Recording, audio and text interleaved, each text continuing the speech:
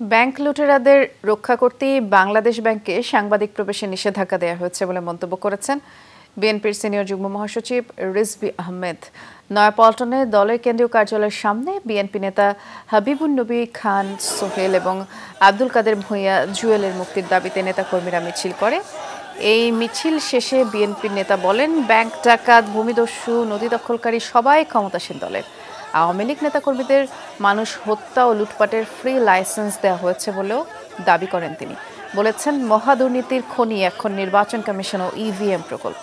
গণতন্ত্রকে চিরস্থায়ীভাবে বাকশালে পরিণত করতে বিএনপি চেয়ারপারসন খালেদা জিয়াকে কারাবন্দী করে রেখেছে বলেও রিজভী আহমেদ অভিযোগ করেন।